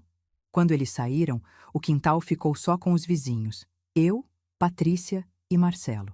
Dona Neuza se aproximou de mim. Conceição, se você precisar de alguma coisa, de qualquer testemunha sobre o comportamento dele, pode contar comigo. Eu vi muita coisa que não gostei. Seu Antônio assentiu. Homem que destrata a mulher da família não merece respeito de ninguém. Até Dona Regina, sempre cautelosa com fofocas familiares, disse sua parte. Conceição, você fez certo. Casa da gente é casa da gente. Ninguém tem direito de desrespeitar a dona da casa. Com o apoio dos vizinhos, eu me senti ainda mais forte. Marcelo fez uma última tentativa desesperada. Patrícia, você não vai deixar sua mãe fazer isso comigo, vai? Minha filha olhou para ele por um longo momento. Depois olhou para mim. E finalmente falou. Marcelo, eu nunca soube que minha mãe era dona desta casa. Você sabia? Eu... Responde. Você sabia que esta casa era dela? Não, mas... Então você estava mentindo quando dizia para todo mundo que a casa era nossa? Quando falava que eu havia herdado a casa da família? Silêncio. E essas coisas sobre internar minha mãe num asilo? Sobre ela estar deprimida? Você inventou tudo isso? Mais silêncio. Marcelo, Patrícia disse, com uma voz que eu nunca havia ouvido antes. Eu preciso de um tempo para pensar sobre nosso casamento. Sobre que tipo de homem eu casei. E foi assim que a justiça poética se completou. O homem que havia me tratado como agregada na minha própria casa estava sendo expulso dessa mesma casa. O homem que havia mentido sobre ser dono descobriu que nunca teve direito nenhum sobre nada. O homem que havia tentado me internar para dar paz à casa estava perdendo o direito de pisar nela. E o homem que havia subestimado a véia descobriu que havia mexido com a pessoa errada. Quando o doutor Roberto chegou com o documento de despejo oficial, Marcelo já havia entendido que a guerra estava perdida. Ele subiu para o quarto, fez as malas e saiu da minha casa naquela mesma tarde. Sem drama, sem súplicas, sem tentativas de negociação. Simplesmente saiu. E eu nunca mais tive que aturar ser desrespeitada na minha própria casa. 3 meses se passaram desde aquele sábado de março que mudou tudo. 3 meses desde que expulsei Marcelo da minha casa e mostrei para ele, e para todo mundo, quem realmente mandava ali. Você pensaria que eu estaria completamente satisfeita com o resultado, não é? Que eu acordaria todo dia com aquela sensação gostosa de missão cumprida. Bem, a verdade é mais complicada que isso. Não me entenda mal. Eu não me arrependo do que fiz, nem um pouco. Marcelo mereceu cada segundo de humilhação que passou naquele quintal. Cada olhar de desprezo dos vizinhos quando souberam que tipo de homem ele realmente era. Cada vez que ele teve que explicar para os conhecidos por que estava morando num apartamento minúsculo alugado depois de falar tanto sobre a casa própria no Santa Mônica. A vingança foi doce, sim, mas como todo doce muito forte, deixou um gosto amargo na boca depois. O primeiro resultado que não esperava foi a mudança na minha filha. Patrícia levou 2 semanas para tomar sua decisão final. E quando tomou, me surpreendeu completamente. Mãe, ela disse numa tarde de domingo, decidi que vou me separar do Marcelo. Eu estava preparando um bolo na cozinha, a mesma cozinha onde meses antes eu servia café para um homem que planejava me internar num asilo. Parei de mexer a massa e olhei para ela. Tem certeza, filha? Absoluta. Não consigo mais olhar para ele sem lembrar de tudo que você falou naquele dia. A forma como ele me enganou, como mentiu sobre a casa, como tratou você. Isso não é o tipo de homem com quem quero passar o resto da vida. Parte de mim ficou aliviada. Minha filha havia escolhido o lado certo da família. Mas outra parte, uma parte pequena e perturbadora, se perguntou se eu não havia destruído o casamento dela só para me vingar do marido que me humilhou. Porque a verdade é que Marcelo nunca havia batido na Patrícia. Nunca havia sido violento com ela. Ele era um parasita, um mentiroso, um aproveitador. Mas minha filha parecia feliz com ele antes de descobrir tudo o que descobriu. Será que eu tinha o direito de abrir os olhos dela de uma forma tão brutal? Essa pergunta me perseguiu durante semanas. O segundo resultado inesperado foi a mudança em mim mesma. Durante todo aquele período de investigação e manipulação, eu havia me tornado uma pessoa diferente. Mais esperta, mais calculista, mais fria. e descobri que essa nova versão de mim não desapareceu depois que a vingança terminou. Agora, quando alguém tentava me enganar, o vendedor da farmácia tentando empurrar remédio mais caro, o mecânico inflando o orçamento do conserto do carro, eu identificava a tentativa imediatamente e revidava na mesma moeda sem a menor culpa. Uma tarde, a dona do mercadinho da esquina tentou me dar troco errado, claramente achando que por eu ser uma senhora, não ia perceber. Antes, eu teria aceito sem questionar para não criar confusão.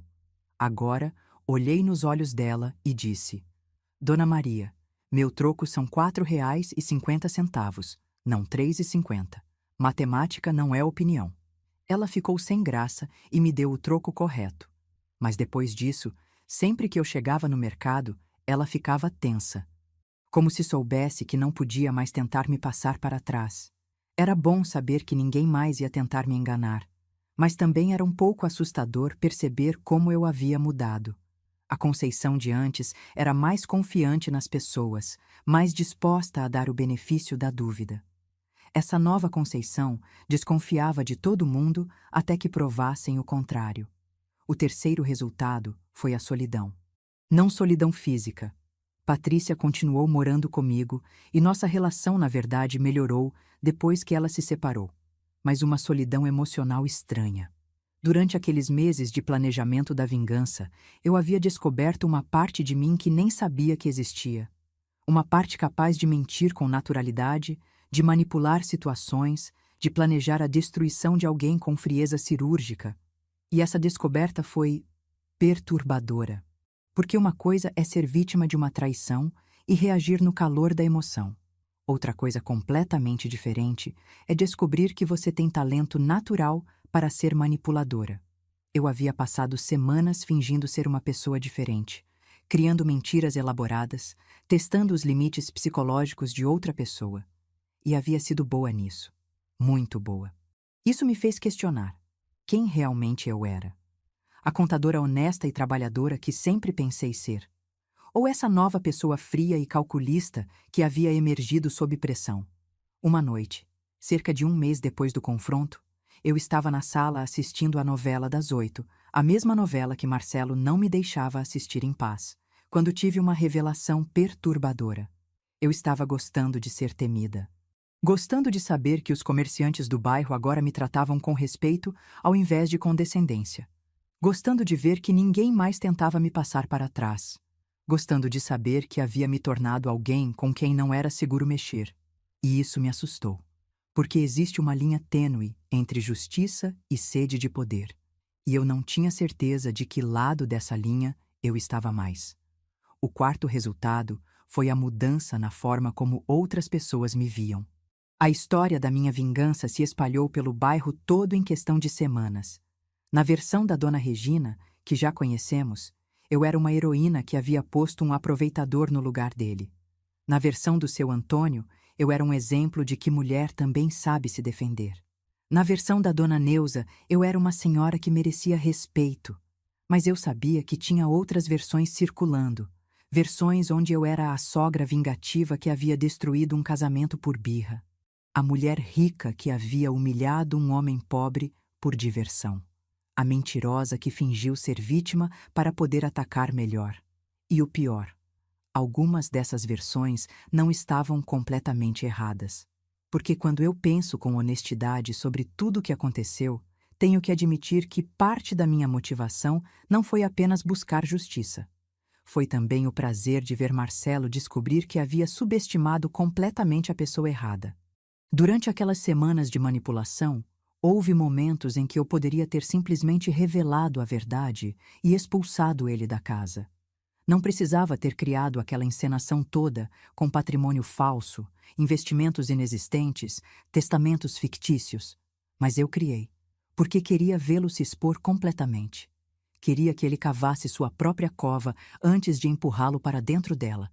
E isso, por mais satisfatório que tenha sido, não foi exatamente justiça pura.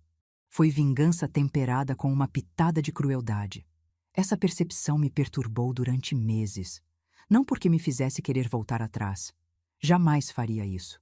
mas porque me fez perceber que eu era capaz de ser cruel quando provocada o suficiente. E uma vez que você descobre essa capacidade em si mesmo, não tem como fingir que ela não existe. Hoje, 3 anos depois daquela tarde na chuva que mudou tudo, eu moro sozinha na minha casa. Patrícia se casou de novo, dessa vez com um homem decente que a conheceu quando ela já sabia o valor que tinha. Ela mora a 2 quadras daqui, vem me visitar todo fim de semana e nossa relação nunca esteve melhor. Marcelo? Bem, ele encontrou outra mulher para parasitar. Uma viúva de 50 anos que herdou uma pequena loja do marido. Ouvi dizer que ele se mudou para Contagem e agora se apresenta como empresário do comércio. A mesma história, vítima diferente. Algumas pessoas me perguntam se eu não sinto pena dele, se não acho que já sofreu o suficiente, se não penso que todo mundo merece uma segunda chance. E sabe o que eu respondo? Que pena é um sentimento que reservo para pessoas que merecem, que sofrimento é consequência natural de escolhas ruins, e que segunda chance é algo que você dá para quem demonstra arrependimento genuíno, não para quem só se arrepende de ter sido pego. Marcelo nunca demonstrou arrependimento pelo que fez comigo. Nem naquele dia do churrasco, nem nos dias que se seguiram, nem em nenhum momento durante o processo de despejo. Ele demonstrou raiva por ter sido descoberto, vergonha por ter sido humilhado publicamente, medo das consequências financeiras. Mas arrependimento genuíno por ter me tratado como lixo durante meses, por ter planejado me internar contra minha vontade, por ter mentido sobre ser dono da minha casa, por ter interceptado minha correspondência como se eu fosse incapaz, esse arrependimento eu nunca vi, e é por isso que durmo tranquila todas as noites. Mas existe uma lição nessa história que vai muito além da minha situação específica. Uma lição que acredito que todos, especialmente as mulheres, precisam entender. A lição é que bondade sem limite é uma forma de fraqueza. E fraqueza, no mundo real, é vista como oportunidade por pessoas mal intencionadas. Durante anos, eu acreditei que ser uma boa pessoa significava aceitar desaforos em silêncio, evitar conflitos a qualquer custo, dar sempre o benefício da dúvida, perdoar antes mesmo de receber pedidos de desculpa. E onde isso me levou? A ser tratada como capacho na minha própria casa. A verdade incômoda é que o mundo está cheio de predadores esperando para se aproveitar de pessoas bonzinhas. Eles identificam gentileza como vulnerabilidade, paciência como passividade, perdão como permissão para continuar fazendo merda. E depois ficam genuinamente surpresos quando a pessoa boazinha resolve reagir. Minha transformação durante aqueles meses não foi apenas sobre me vingar do Marcelo. Foi sobre aprender que ser respeitada às vezes exige ser temida. Que ser ouvida às vezes exige parar de sussurrar. Que ser tratada com dignidade às vezes exige mostrar que você tem garras, mesmo que prefira não usá-las. Não estou dizendo que todo mundo deve se tornar uma pessoa calculista e vingativa. Estou dizendo que todo mundo deve saber como se tornar uma pessoa calculista e vingativa quando necessário. Porque o mundo divide as pessoas em 2 categorias: aquelas que comem e aquelas que são comidas. E a diferença entre elas não é bondade ou maldade. É saber quando cada estratégia é apropriada. Hoje, quando vejo mulheres sendo desrespeitadas por maridos, filhos, patrões ou qualquer outra pessoa, eu sinto uma mistura de compaixão e impaciência. Compaixão pela situação em que se encontram. Impaciência porque, na maioria dos casos, elas têm mais poder do que imaginam. Elas só não sabem como usar esse poder. A mulher que paga as contas da casa, mas é tratada como empregada doméstica pelo marido, tem poder financeiro. Ela só precisa aprender a exercê-lo. A mãe que criou filhos ingratos que agora a tratam como inconveniente tem poder emocional. Ela só precisa parar de ter medo de usá-lo. A funcionária competente, que é desrespeitada por colegas incompetentes, tem poder profissional. Ela só precisa encontrar coragem para reivindicá-lo. O problema não é falta de poder. É falta de disposição para exercer esse poder quando necessário. E é aí que minha história se torna um aviso. Um aviso para os predadores. Cuidado com quem vocês escolhem como vítima. Aquela senhora quietinha pode estar planejando sua destruição. Aquela esposa submissa pode estar documentando suas traições. Aquela funcionária boazinha pode estar coletando evidências da incompetência de vocês. Subestimar pessoas é um jogo perigoso, especialmente quando essas pessoas têm décadas de experiência de vida, recursos financeiros e paciência para planejar a vingança perfeita. E um aviso para as potenciais vítimas: vocês têm mais poder do que imaginam. Mas poder não exercido é apenas potencial desperdiçado. Se alguém está desrespeitando vocês sistematicamente, a solução não é ser mais bonzinha na esperança de que a pessoa mude. A solução é mostrar que vocês também sabem jogar o jogo, quando necessário. Claro, existe um preço a pagar por essa transformação. Como disse antes, a Conceição que expulsou Marcelo da casa não é exatamente a mesma pessoa que deixou ele morar aqui por meses. Essa nova versão é mais dura, mais desconfiada, mais disposta a revidar na mesma moeda. Algumas pessoas diriam que isso é triste, que eu perdi minha inocência, ou que me tornei amarga. Eu discordo. Eu diria que finalmente cresci, que aprendi a diferença entre bondade e ingenuidade, que descobri que respeito não é algo que você ganha sendo submissa, é algo que você conquista sabendo se defender. E se isso faz de mim uma pessoa mais dura, que seja. Prefiro ser uma mulher dura que é respeitada do que uma mulher doce que é pisoteada. Porque no final das contas, a vida não é um conto de fadas onde a bondade é sempre recompensada. É uma guerra onde os espertos sobrevivem e os ingênuos servem de escada para os outros subirem. Escolha em que categoria você quer estar. E se alguém tentar te colocar na categoria errada à força, bem, espero que você se lembre da minha história. Porque, às vezes, a única linguagem que certos tipos de pessoas entendem é a linguagem da força. E quanto mais cedo você aprender a falar essa linguagem, menos vezes precisará usá-la. A chuva que me molhou naquela tarde de março não foi apenas água caindo do céu. Foi o batismo de uma nova Conceição. Uma Conceição que sabia lutar por seus direitos. Uma Conceição que não aceitava desrespeito. Uma Conceição que tinha aprendido que, às vezes, ser boa significa ser má com quem merece. E se você me perguntar se valeu a pena, bem, olhe ao seu redor. Estou na minha casa, que sempre foi minha. Durmo na minha cama, que comprei com meu dinheiro. Assisto à minha televisão, que ninguém muda de canal sem minha permissão. E quando acordo de manhã, a primeira pessoa que vejo no espelho é uma mulher que se respeita o suficiente para exigir que outros também a respeitem. Então sim, valeu cada segundo de chuva. E valeria de novo, se fosse necessário.